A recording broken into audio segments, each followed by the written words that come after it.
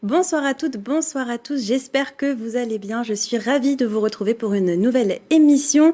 Nous sommes le mercredi 29 mars, voici le programme de ce soir.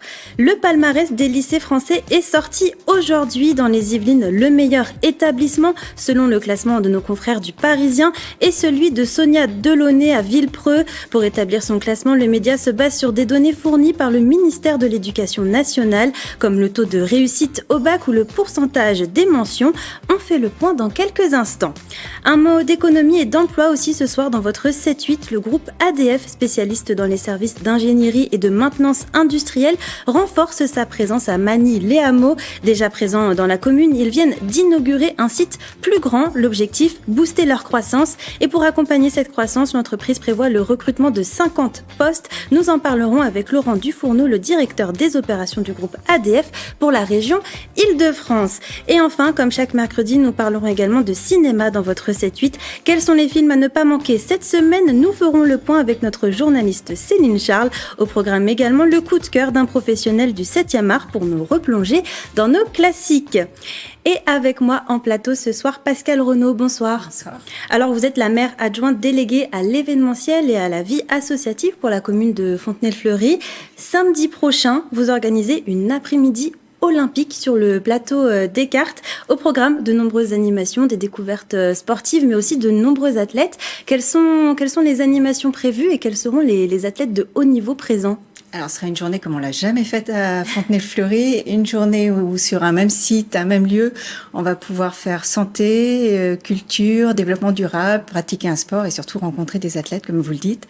Donc, on a la chance d'avoir des athlètes comme Guy Mormain, qui est guide handisport, ancien athlète de haut niveau, qui a été demi-finaliste du 200 mètres au championnat du monde handisport à Assen. Qui sera avec nous tout à l'heure. Il arrive. Qui a été médaille d'or du 100 mètres, 200 mètres et 400 mètres avec Assia El Hanouni aux Jeux paralympiques d'Athènes 2004. On aura Yvan Wandji, qui est un joueur de cécifoot, qui a été médaillé d'or au championnat d'Europe en 2022, 8e aux Jeux paralympiques de Tokyo.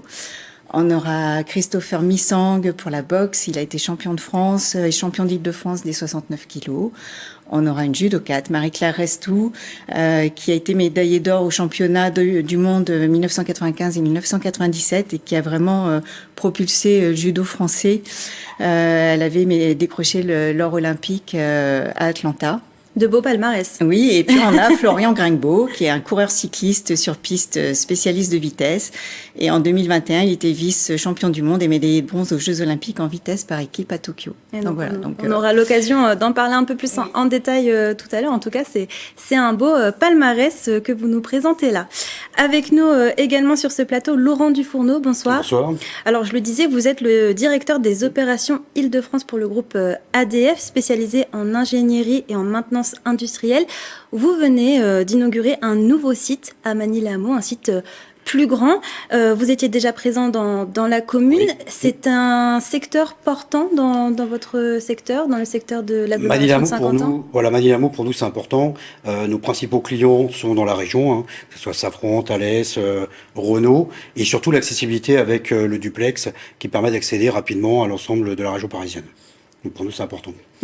Donc on en parlera également plus en détail tout à l'heure. Avec nous également un plateau de journalistes de la rédaction de TV78, Céline Charles et Régine Rallèche. Bonsoir. Bonsoir. Alors Céline, vous allez nous présenter les sorties ciné de cette semaine. Quels sont les films à ne pas manquer? Alors je vais vous présenter le nouveau film de DC Comics, un film dramatique français sur le thème de la justice restaurative et un film d'animation ukrainien. Donc on aura hâte de savoir ce que c'est la justice restaurative. Régine Rallèche, vous allez nous présenter les informations du jour. Mais avant, je vous propose de jeter un coup d'œil à la météo de demain.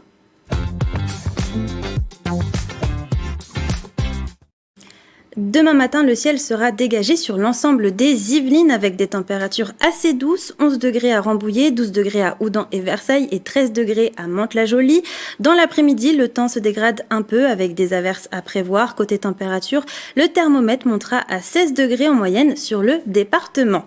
Et demain, nous fêterons la Saint-Amédée. Le point maintenant sur les informations à retenir dans les Yvelines.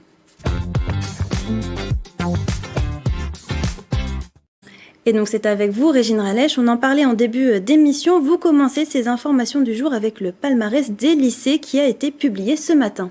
Et oui Mathilde, comme chaque année, plusieurs médias établissent leur palmarès des lycées et parmi les principaux, on compte notamment le Parisien, le Monde, le Figaro, l'Express ou encore l'Étudiant. Et ce soir, on va s'attarder sur le classement de nos confrères du Parisien Yvelines.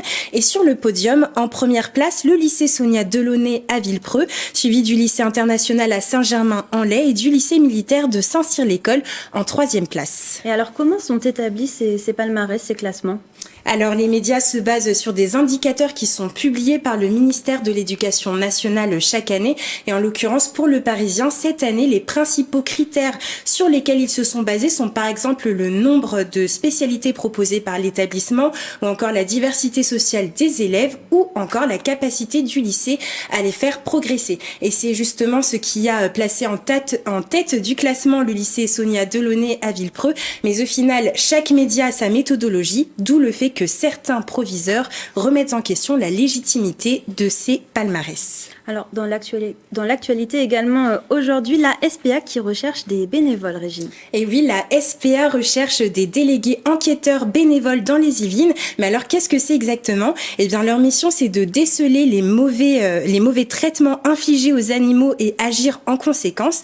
Alors, pour postuler, la procédure de recrutement est assez rigoureuse. Il y a 2 entretiens, un dossier de candidature à compléter, des formations à suivre, une période d'essai de 6 mois renouvelable une fois et un engagement à long terme. Et si vous souhaitez vous renseigner davantage, vous pouvez aller sur le site de la spa.fr.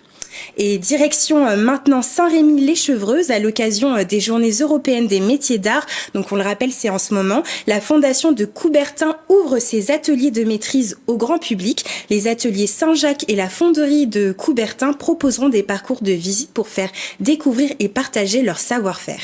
Eh bien, merci beaucoup, Régine Ralech. Et si vous aussi, comme d'habitude, vous voyez une image ou une information qui vous a marqué près de chez vous, n'hésitez pas à nous la partager en utilisant le hashtag 78news.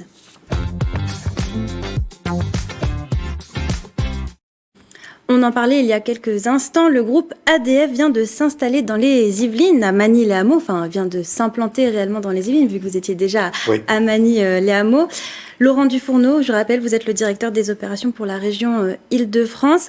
Alors, ADF, en quelques mots, c'est une entreprise spécialisée en ingénierie et en maintenance industrielle, et vous intervenez dans de nombreux domaines, de très nombreux domaines, aéronautique, spatial, énergie... militaire et j'en passe. Voilà, le groupe fait énormément d'activités. Alors je vais simplement les résumer, sinon ça risque d'être long. On fait l'ingénierie, c'est-à-dire qu'on développe avec nos clients du début de leurs besoins jusqu'à la réalisation de l'étude. La partie métrologie, puisqu'on a un labo de mesure qui fait 140 mètres carrés avec une innovation qui est arrivée fin de l'année dernière, une machine qui est unique en France, qui permet de mesurer sur des diamètres de 2 mètres dans le micron. Donc, vous voyez, très précis, avec une tête rotative. Et on va continuer le processus avec notre client sur l'installation et toute la partie maintenance industrielle. Mais vous êtes le seul en Europe à posséder cette tête rotative. Ce binôme de cette tête rotative avec la superficie du marbre. Est-ce que vous pouvez nous expliquer ce que c'est une tête rotative et qu'est-ce qui en fait sa spécificité ? La spécificité, c'est que c'est une tête qui va mesurer directement, grâce à une CAO, l'ensemble des points d'une pièce ou d'un outillage de façon précise pour voir si elle est conforme ou pas conforme. Donc grâce à cette tête rotative, on va aller chercher des points très loin dans la pièce qu'on ne pouvait pas faire avant. Donc c'est ça qui est un peu la nouveauté. Il nous fallait un artifice qu'on appelait un plateau tournant qui faisait tourner la pièce. Là, c'est la tête qui tourne elle-même. Voilà un peu la nouveauté. Alors, vous êtes présent depuis 20 ans en Île-de-France et vous avez décidé de vous installer dans les Yvelines, à Magny-les-Hameaux. Pourquoi Magny-les-Hameaux ? Alors pourquoi ? Parce que comme je disais en introduction, nos principaux clients sont Safran, sont Thales, sont Renault, qui sont quand même très implantés sur 50 ans en Yvelines. Et on a aussi nos clients type Dassault ou Shell Nanterre qui sont accessibles avec le duplex. En une demi-heure, vous êtes rapidement directement chez ces clients-là.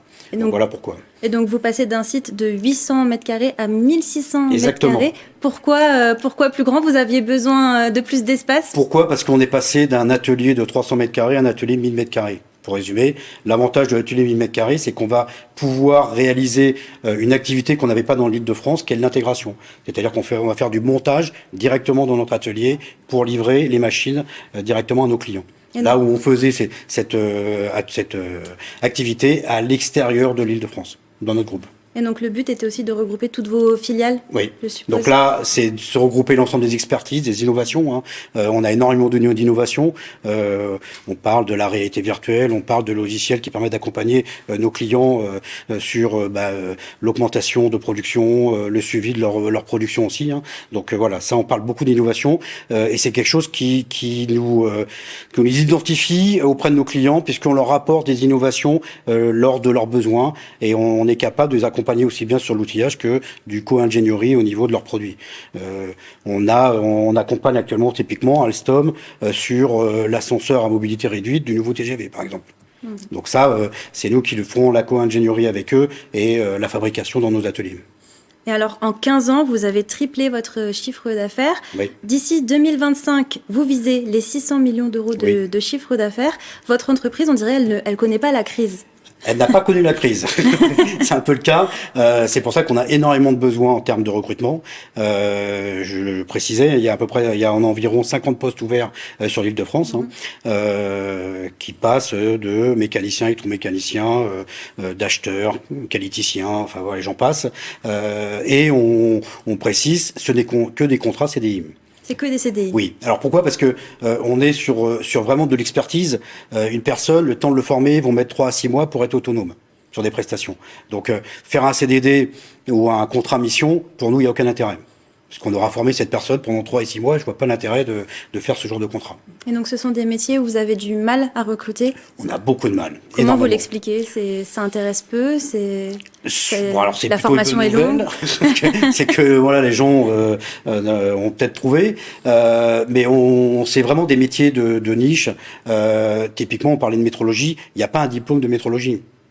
Donc c'est une formation interne, on est obligé de trouver des gens qui au moins connaissent la lecture de plans mécaniques, mais on peut pas trouver quelqu'un qui a un diplôme en métrologie, ça n'existe pas. Donc quand on parle de métrologie, les gens, la plupart ne connaissent pas justement ce métier-là. Donc c'est un peu compliqué à faire une annonce en précisant un poste de métrologie et ça parle à très peu de monde, hormis les gens qui ont vu ça dans des bacs technologie, puisqu'ils ont quelques notions de métrologie dans leur cursus, mais c'est tout. Donc voilà, c'est un exemple. Et donc si on a des potentiels intéressés parmi nos téléspectateurs, ils peuvent candidater dès aujourd'hui ? Tout de suite, sans aucun problème. Donc ça, il n'y a pas de souci. Tous les postes sont en ligne. Donc voilà, qu'ils n'hésitent pas. Au contraire, ils seront reçus justement dans nos nouveaux sites de 1600 m². Eh bien, merci beaucoup, Laurent Dufourneau, d'avoir répondu à nos questions. Merci. Direction à présent l'usine d'Inlopilo située à Limay. À l'occasion des Journées européennes des métiers d'art, le public est invité à découvrir des animations sur les métiers de l'artisanat. Mardi dernier, 8 sculpteurs en herbe ont pu s'essayer au modelage. Ils ont tenté de reproduire des pieds ou des mains des célèbres statues du château de Versailles qui sont actuellement en restauration. Le reportage de Patrick Jacques de Dixmude et Julien Leroy. Des petites sculptures sous le regard des monumentales statues de l'Orangerie. Cet hangar réhabilité à Limay accueille actuellement un chantier de restauration pour 4 œuvres du château de Versailles.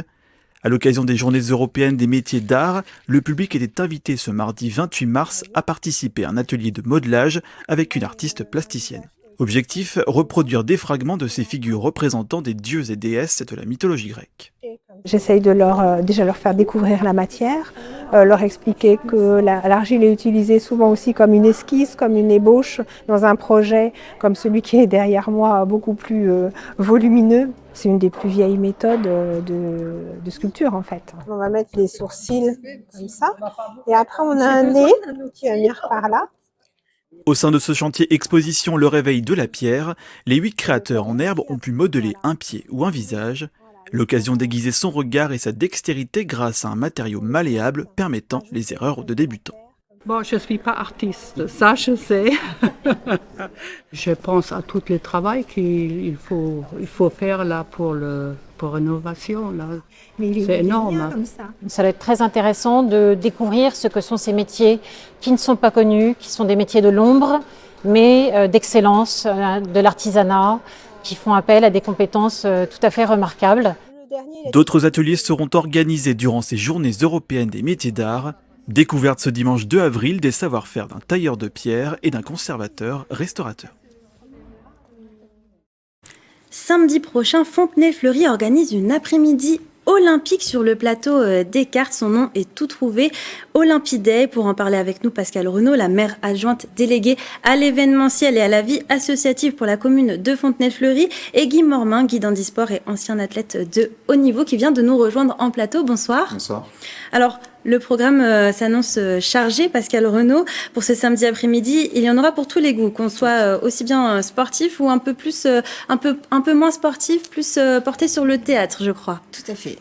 Il y en aura pour tous les goûts. En fait, on va parler aussi bien santé, donc on aura des professionnels de santé qui seront là, nutritionnistes, podologues, ostéopathes, kinés. Il y aura donc la possibilité de pouvoir discuter avec eux sur je suis blessée, je suis malade, est-ce qu'il y a un sport qui est adapté pour moi? On pourra tester sa forme physique puisque le comité olympique nous met à disposition le village olympique, donc il y aura un stand de santé.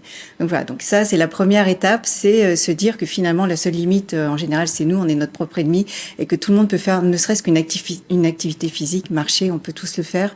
Voilà, on a vu avec le Covid, la santé c'est important. Aujourd'hui on a le numérique qui rentre dans le travail, on est de plus en plus sédentaire et il faut vraiment qu'on puisse bouger. Donc ce pôle santé il est important.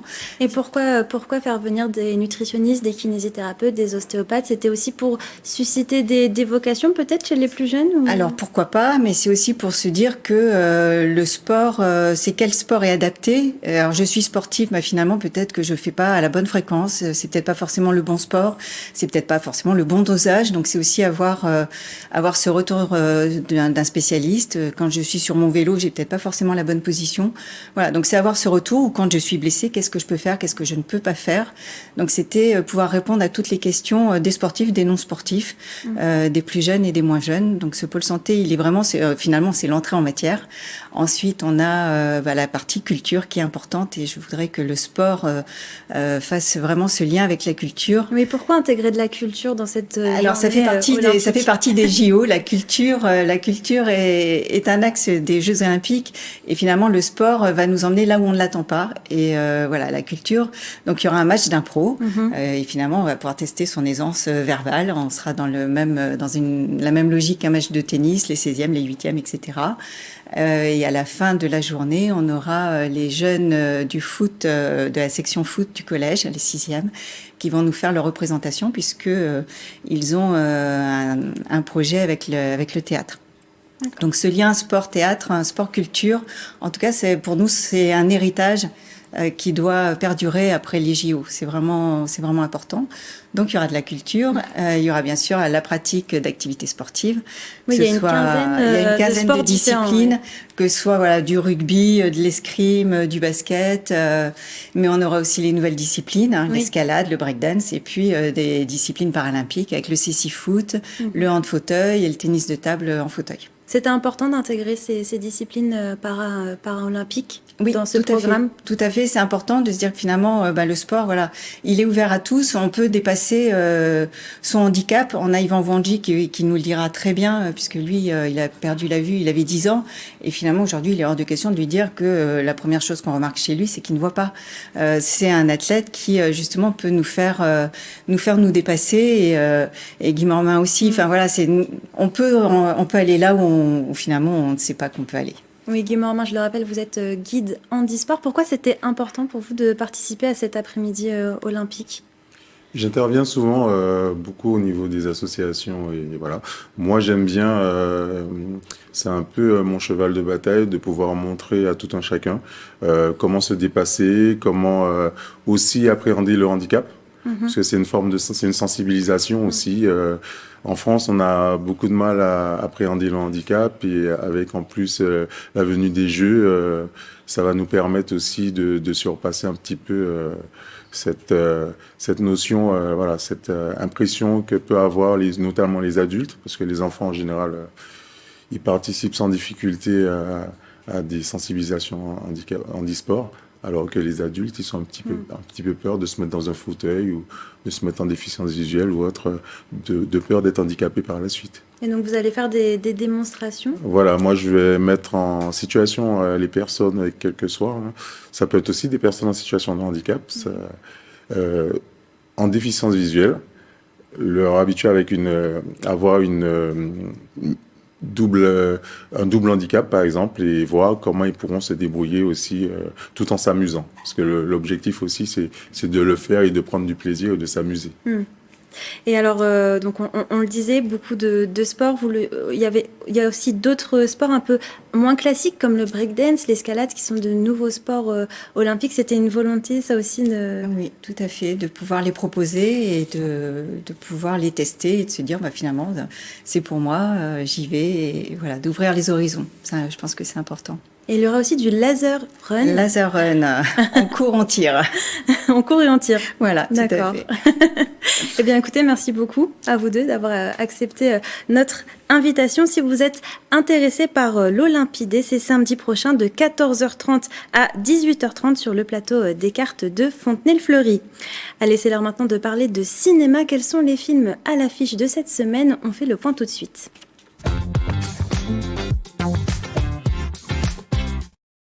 Et donc c'est avec vous, Céline Charles. Comme tous les mercredis, on fait le point sur les sorties ciné de la semaine. Et ce soir, on commence par un super-héros qui va reprendre du service. Il s'agit du super-héros Shazam de DC Comics qui revient pour un second opus, La Rage des Dieux.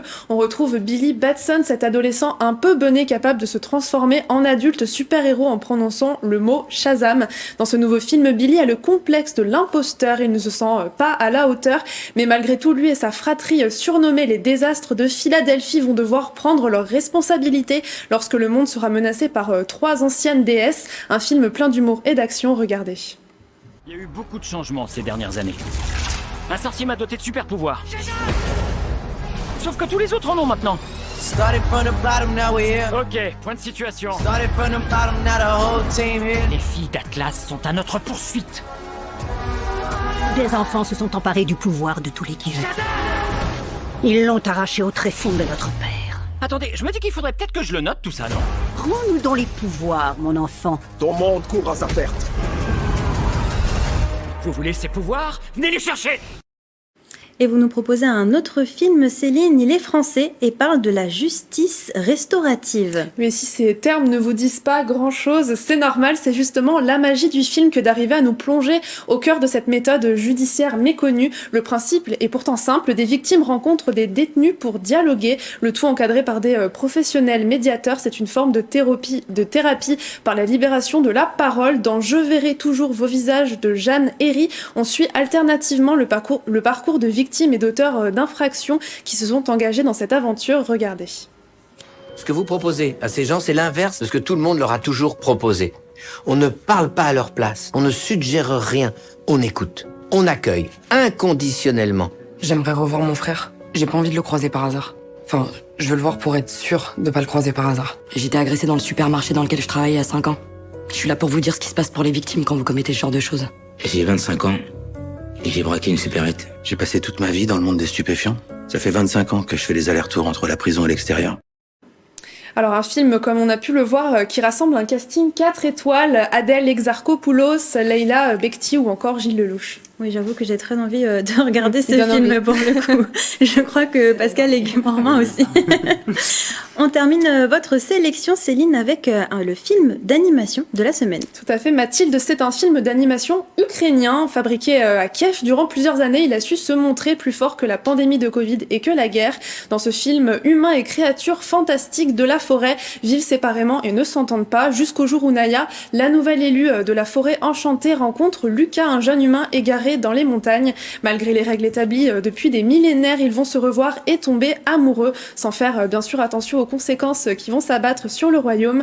Ce film, c'est un petit peu une sorte de Roméo et Juliette fantastique sous fond d'appel à la paix et au respect de la nature. un film d'animation du coup un peu plus léger qui fait du bien aussi.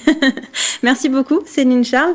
On enchaîne avec de la danse et plus particulièrement avec du ballet. Samedi dernier s'est tenu un atelier chorégraphique à Saint-Cyr. L'école était animée par 2 danseurs professionnels de la compagnie d'Angelin Prel Jocage et c'était à l'initiative de Saint-Cyr l'école danse et nous sommes avec la directrice de cette école, Clarisse Massalou. Bonsoir. Bonsoir. Et nous sommes également avec l'un des danseurs de Saint-Cyr l'école danse, Norman Régnier. Bonsoir. Bonsoir. Alors, tout d'abord, est-ce que vous pouvez m'expliquer ce qu'est un atelier chorégraphique ? Bien sûr. Alors, initialement, notre école a pour habitude de subventionner et de permettre des sorties pédagogiques et donc un accès à la culture en vue de permettre aux élèves et aux familles de nos adhérents, de nos élèves, d'avoir un accès à des ballets. Et c'est dans ce cadre-là que nous faisons intervenir des danseurs de compagnie, d'œuvres qui sont en tournée ou qui présentent des créations ou des œuvres de compagnie, en l'occurrence ici d'Angelin Prel Jocage, et qui viennent faire des ateliers et donc étudier l'œuvre chorégraphique que les élèves vont être amenés à voir et plus particulièrement certaines parties de cette œuvre. Et alors, comment s'est déroulé cet atelier ? Alors, on a fait intervenir 2 danseurs pour 2 catégories d'âge. D'abord pour des enfants et adolescents à partir de 8 ans.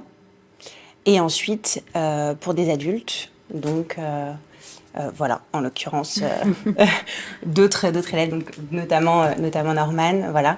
L'objectif étant d'avoir une approche pédagogique adaptée à l'âge de l'élève qui est présent. Donc vous avez travaillé sur le Lac des Cygnes en compagnie donc, de 2 danseurs professionnels de cette compagnie qui a une renommée. C'était un honneur pour vous, j'imagine ? Oui, c'était un honneur et c'est une réelle réalisation pour les élèves, une réelle plus-value de pouvoir accéder à la chorégraphie, au travail chorégraphique, à l'interprétation d'un ballet. Je dis toujours aux élèves que la danse, elle se pratique, mais elle se regarde, elle se comprend et elle s'interprète. Et c'était tout l'objectif de cet atelier, de permettre une complémentarité dans le projet pédagogique qui leur est proposé. Et alors, comment s'est fait la relation entre vous et la compagnie Angelin Prel Jocage ? Alors, c'est une compagnie que je connais depuis longtemps. J'ai pris l'initiative d'appeler la compagnie. Qui propose des ateliers aussi bien envers des écoles qu'envers des scolaires ou envers d'autres structures. En l'occurrence, notre école répondait à ces ateliers qu'il propose et c'est donc dans ce cadre qu'on s'est parfaitement mis d'accord et entendu sur l'intervention qui a été faite. Et donc au total, une 60aine d'élèves, dont vous, Norman Régnier. Voilà. Comment est-ce que vous avez vécu cet atelier chorégraphique ? Qu'est-ce que vous avez appris ? Qu'est-ce qu'ils vous ont transmis, ces danseurs ? Alors, qu'est-ce qu'ils m'ont transmis ? Ils nous ont transmis beaucoup. Déjà, leur énergie, parce que ça leur demande beaucoup d'énergie. Et ça, on a vu que même pour nous, en apprentissage, c'était assez impressionnant. Qu'est-ce qu'on a appris ? C'est l'endurance qui était vraiment assez intense, parce que pour nous, d'apprendre une chorégraphie de cette manière et de façon intensive, c'était assez difficile, mais on y a réussi. Voilà, on a appris un très beau passage du Lac des Cygnes, donc on était très contents de pouvoir le voir en réalisation après en live au théâtre Royal exactement. De Versailles. C'était vraiment une plus-value pour vous d'être accompagné par des danseurs professionnels. C'est vraiment magique. On a trouvé ça extraordinaire tous. Et vous dansez depuis longtemps ? Alors non, moi je suis pour le coup novice. J'ai commencé en septembre. Donc c'était d'autant plus intéressant exactement, pour vous. Oui, tout à fait. C'est quelque chose que vous faites assez régulièrement, Clarisse Massalou, de faire venir des compagnies un peu renommées pour faire des stages. Dès que c'est possible, on le fait, tout à fait. On trouve qu'il y a une vraie complémentarité, aussi bien de voir une œuvre, de l'apprendre, et d'avoir un travail bien sûr quotidien du danseur. Donc dès que ça nous est possible, on le fait, tout à fait. Et donc les plus petits en âge, les 8 ans, ils en ont pensé quoi de cet atelier chorégraphique ? À peu près la même chose, je dirais, que les adultes. Petits et grands étaient ravis. Chaque deux parties différentes, distinctes du Lac des Cygnes ont été abordées. Une adaptée aux enfants, qui ont également eu le plaisir de retrouver et de le découvrir sur scène avec les danseurs de la compagnie au Théâtre Royal de Versailles qui passe encore pendant quelques jours. Et ils ont tous été ravis et ravis. Les enfants étaient 35. C'est pas trop dur de les canaliser, ça va? C'était un vrai challenge parce que normalement en cours on prend entre 10 et 20 élèves grand maximum. Normalement c'est plutôt une dizaine. Et là, en l'occurrence, sur des ateliers, justement, on augmente le nombre pour permettre l'accès à cette rencontre au maximum. Mais il y avait quand même beaucoup d'enfants. Ils étaient 35 et très assidus, très à l'écoute, très attentifs. Peut-être un peu impressionnés par les danseurs professionnels. Oui, également, tout à fait. Vous le disiez tout à l'heure, ce sont des stages de perfectionnement, des ateliers chorégraphiques qui s'inscrivent dans un cadre pédagogique. Oui. C'est important pour vous de pas seulement faire de l'apprentissage, mais de faire découvrir la culture de la danse et du ballet. Oui, tout à fait. Et puis les différents styles de danse aussi. Notre école propose du contempo jazz, axé plus sur le jazz et du classique. Mais l'objectif de ces sorties, c'est également de découvrir d'autres styles, d'autres chorégraphes, d'autres manières d'amener la danse, de l'interpréter, de la découvrir et de la pratiquer. Et donc, il y a une prochaine date à retenir, Alors, la prochaine date, oui, tout à fait. On a rajouté une sortie cette année, puisqu'on avait énormément de demandes et certains ballets étaient complets. Donc, j'ai rajouté une date au dernier moment et on va découvrir l'histoire de Manon à l'Opéra Garnier, avec la Compagnie nationale de Paris. Très bel opéra. C'est quelque chose que vous aimez, vous, Norman Régnier, de faire partie de cette école de danse, mais en plus d'aller pouvoir aller voir des opéras, des ballets, des spectacles de danse. Mais la chance qu'on a d'avoir une professeure comme Clarisse, c'est justement de toucher de près et d'avoir peut-être aussi des explications sur certaines choses qu'on ne comprendrait pas pour ma part, et de pouvoir vraiment rentrer dans le détail, de peaufiner et notamment quand on a eu la chance de découvrir de danseurs comme on l'a découvert, c'était parfait. Eh bien, merci beaucoup, Clarisse Régnier, d'être venue en plateau avec nous. Si vous êtes intéressé, vous retrouvez plus d'informations sur le site internet de Saint-Cyr, l'école danse. On passe à un tout autre sujet à présent, après le concours de Miss Supranationale France l'année dernière où elle avait terminé première dauphine. L'Arcisienne Laura Omeni décroche une nouvelle fois l'écharpe de première dauphine dans l'Eure-et-Loir et elle est avec nous ce soir. Laura Omeni, bonsoir. Bonsoir Mathilde, merci de me recevoir. Alors pourquoi est-ce que vous avez décidé de participer à ce concours Miss Eure-et-Loir ? Parce que je suis en études pour devenir notaire et les études se finissent cette année. Donc je me suis dit que j'allais tenter mon rêve d'enfant de participer à un concours qui était rattaché à l'organisation Miss France. Donc pour plus m'impliquer. Et je suis partie donc dans l'Eure-et-Loir parce que j'ai déménagé depuis. Voilà. Oui, vous êtes maintenant que vous habitez à Buch, plus dans les Yvelines. Non, j'y travaille toujours parce que je reste rattachée à mon département d'origine, mais j'ai dû déménager dans l'Eure-et-Loir.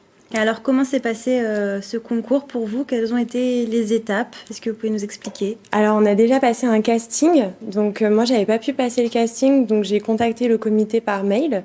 J'ai pu voir avec eux. Je leur ai donné certaines informations. Après, j'ai rencontré les candidates pour le shooting officiel. Donc, ma candidature a été retenue à ce moment-là quand j'ai rencontré le comité. Et après, on avait des séances de répétition, des moments avec les filles où on est parti déposer des affiches, essayer de faire un peu connaître le concours pour avoir du monde le jour J et puis l'élection. Et alors, comment on se prépare à un concours de beauté ? Est-ce qu'il y a des règles à suivre ? Il n'y a pas forcément de règles. En plus, on a un comité qui est vraiment très, très arrangeant et très proche de nous. Donc finalement, ils sont très bienveillants. Et après, pour le concours de beauté en lui-même, on apprend à défiler. On fait des chorégraphies. D'ailleurs, ça m'a donné envie de reprendre la danse à la rentrée. Donc, je note évidemment les adresses. Et après, on a aussi la prise de parole. On a un discours à préparer. On a des prises de parole qui se font sur les plateaux télé, à la radio, qu'on doit un peu préparer en amont si jamais on est élu ou si on est dans les dauphines. Puis voilà, c'est en tout pour le coup, mais ça se prépare pas forcément. C'est plus, ça vient avec le comité d'organisation qui nous briefe un peu et qui nous explique comment ça va se passer. Et alors pendant le concours, vous êtes jugé un peu sur tous ces critères. Voilà, on est jugé effectivement sur le physique, parce que c'est quand même un concours de beauté, mais on est aussi jugé sur le discours, sur l'aisance qu'on a sur scène, parce que c'est pas forcément évident d'être devant autant de personnes pour faire nos chorégraphies. Et puis après, on est jugé aussi tout au long de l'aventure avec... en fait, le comité regarde comment on se comporte avec les autres jeunes femmes, si on est à l'aise, si on est un peu faite pour ça et si on est aussi motivé, impliqué, si on est présente aux répétitions, si on s'investit. Et on voit d'ailleurs quelques images de ce concours. Oui. Alors, vous avez fini première dauphine de Miss Eure-et-Loir. Vous êtes d'ailleurs venue avec votre écharpe. C'est une fierté pour vous ou vous êtes quand même un peu déçue d'arriver en seconde place? Non, j'étais très contente parce que, en fait, sur le moment, déjà, on avait une très bonne promo. Donc, je pense que toutes les filles étaient méritantes. Et c'est vrai que quand on est sur scène et qu'ils appellent les noms, on s'y voit pas forcément. Donc, sur le moment, j'étais très contente, en fait, de repartir avec une écharpe parce que finalement, en fait, l'aventure continue. On a des événements tout au long de l'année. On va pouvoir... en fait, je vais réaliser un peu mon rêve à travers cette année-là. Donc, dauphine ou Miss, de toute façon, ça m'allait très, très bien. Et donc, vous êtes première dauphine de Miss Supranationale France 2022. Oui. Et maintenant, première dauphine de Miss Eure-et-Loir. Oui. Les deux se conjuguent bien? Alors non, parce que du coup, j'ai rendu mon titre en janvier pour Miss Supranationale France.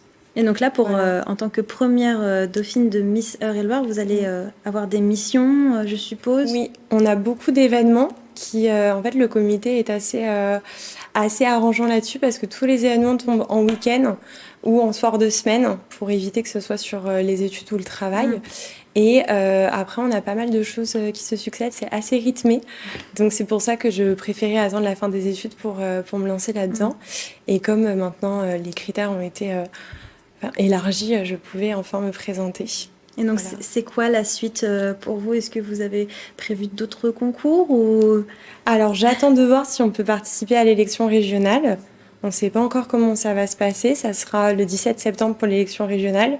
Et puis sinon, je vais vivre mon aventure cette année et voir par la suite ce qui s'offrira à moi. Vous le disiez, du coup, vous suivez des études de droit pour devenir notaire. Oui. Est-ce que c'est quelque chose que vous allez mettre en avant, qui va vous aider dans votre parcours professionnel? Alors, je pense que les deux s'alimentent. Oui. Parce que, donc, par exemple, quand j'ai fait mon élection, j'ai dû faire un discours devant énormément de personnes. Et ce matin, j'étais en examen pour un oral. Et je me suis dit que finalement, si j'arrivais à parler devant autant de personnes pour mon discours, il n'y avait pas de problème pour l'oral et que je n'avais pas besoin de stresser. Donc, je pense que les deux, en fait, vont bien se conjuguer. J'apprends sur les deux terrains. Et en effet, c'est quelque chose à mettre en avant. Parce que je suis très fière de ma profession et très fière des études que j'ai entreprises. Eh bien, merci beaucoup, Laura Meni, d'avoir accepté notre invitation en plateau. C'est bientôt la fin de cette émission, mais juste avant de se quitter, je vous propose de jeter un dernier coup d'œil à la météo de demain.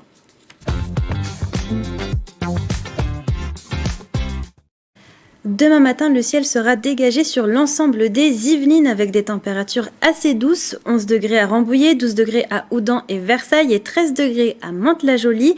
Dans l'après-midi, le temps se dégrade un peu avec des averses à prévoir. Côté température, le thermomètre montera à 16 degrés en moyenne sur le département. Et c'est la fin de cette émission. Merci pour votre fidélité. Je vous souhaite une belle soirée sur TV78. Prenez soin de vous.